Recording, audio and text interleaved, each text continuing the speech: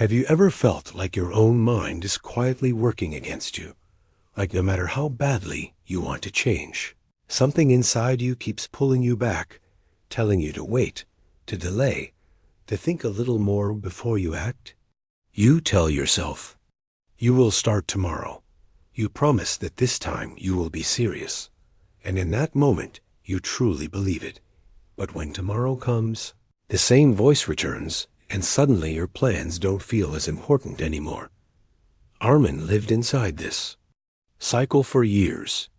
He was not a failure in the eyes of others. He had a roof over his head, food on his table, and enough intelligence to do something meaningful with his life. But inside, he felt stuck, as if his life was paused while everyone else kept moving forward. Every night he imagined a different version of himself. A version who woke up early, who worked without distractions, who was respected, confident, and in control of his life. These thoughts gave him comfort, because in his mind, he was already becoming that person. But every morning told a different story. The alarm would ring, and before his eyes even opened, his mind would speak, soft and convincing. It would tell him that he slept late, that his body needed rest, that starting 1 hour later would not ruin his future. And so he would turn off the alarm and fall back into sleep, carrying with him a quiet promise that he would try again tomorrow when he finally woke up. The first thing he felt was not energy, but guilt. The day had already started badly, and because of that, he felt less motivated to try. He would pick up his phone, scroll without thinking, and tell himself he was just taking a short break before starting something productive. That short break often lasted the entire morning. He noticed this pattern, but he never questioned the source of it. He blamed his lack of discipline, his weak willpower, sometimes even his circumstances. But he never suspected that the real problem was not his laziness, but his obedience to every thought that appeared in his mind. One evening, after wasting another day doing nothing important, Arman sat alone in his room. The lights were off, and the glow of his phone was the only thing illuminating his face. He was watching videos of people his age talking about success, business, fitness, and self-improvement. Each video made him feel smaller, not because those people were better than him, but because deep inside, he knew he was capable of the same things. Yet he kept choosing comfort over progress. He locked his phone and placed it beside him. The silence in the room felt heavy. For the first time in a long while, he did not distract himself. He simply sat there, staring into the darkness, listening to his own thoughts. His mind immediately began to attack him. It reminded him of the years he had wasted. It compared him to his friends who are already working, earning, building their lives. It told him that he was falling behind and that maybe he was not strong enough to change. Normally, he would try to escape these thoughts by opening his phone again or turning on music. But that night, he didn't move. He let the thoughts speak, one after another, like a storm passing through his head. The next day, something small but important happened. Arman went outside without his phone. It was not a planned decision. He simply forgot it at home.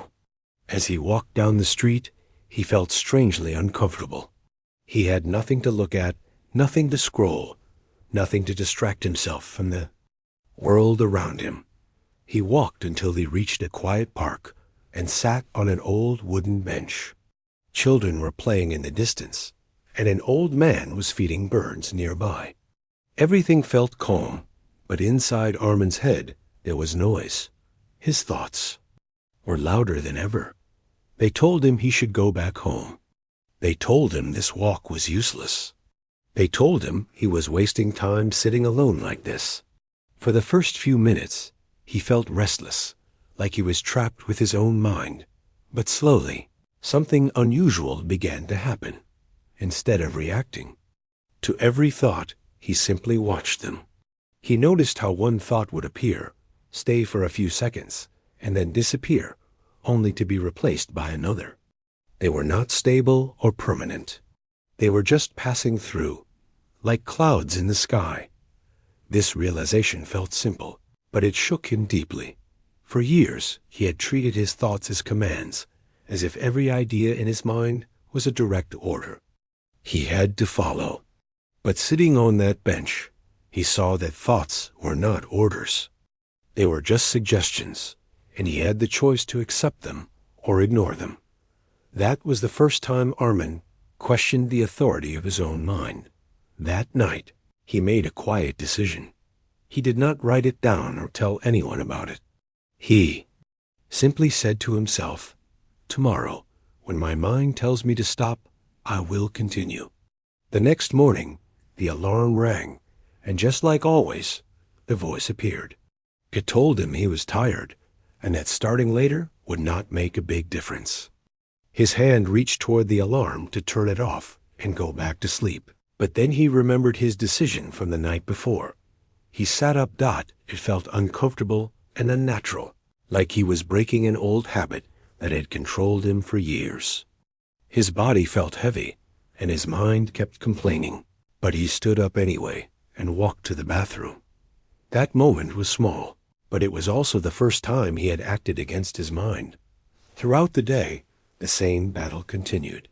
When he sat down to work, his mind told him to check social media first. When he opened his book, his mind reminded him of how boring it was. When he tried to concentrate, his mind suggested taking a break. Each time, Arman noticed the thought, paused for a second, and then chose his action based on his goal, not his mood. The first few days were exhausting. Ignoring his mind felt like carrying a weight on his shoulders. It was easier to obey and relax, but he kept reminding himself that comfort was the reason he had stayed stuck for so long. After a week, something started to shift. The thoughts were still there, but they felt weaker. Not because they had changed, but because Arman had stopped treating them like truth. He began to see them as background noise instead of powerful instructions. He also noticed something else. The more he acted, despite not feeling motivated, the more confidence he gained. Every small task he completed became proof that he was capable of controlling his actions, even when his mind resisted. Months passed, and Arman's life slowly began to move forward. He started finishing the work he once avoided. He woke up earlier, without hitting snooze 10 times. He spent less time on his phone and more time building real skills. People around him began to notice the change. They asked him what had happened, what had motivated him so suddenly. Arman would smile and say nothing dramatic had happened. He had not discovered a secret technique or attended an expensive seminar. He had simply stopped listening to every thought in his head. One evening, he returned to the same park and sat on the same bench where everything had started. The place looked the same, but he felt like a different person. The thoughts were still there, whispering doubts and fears, but they no longer controlled his behavior. He finally understood a truth most people spend their entire lives ignoring. Your mind is designed to keep you comfortable, not successful.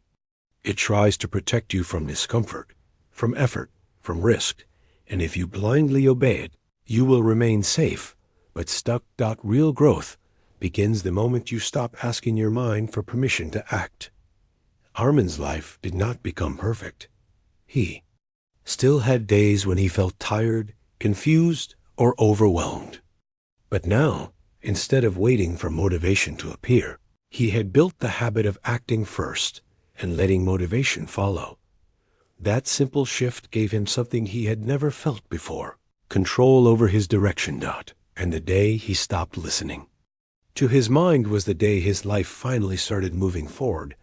If this story made you reflect on your own thoughts and habits, then take a moment to notice how often your mind tells you to stay where you are. Because sometimes the biggest prison is not your situation, but the voice inside your head that you never question. If this story touched you, like, share, and subscribe for more stories. because the life you want might begin on the exact day you decide to stop listening to your mind.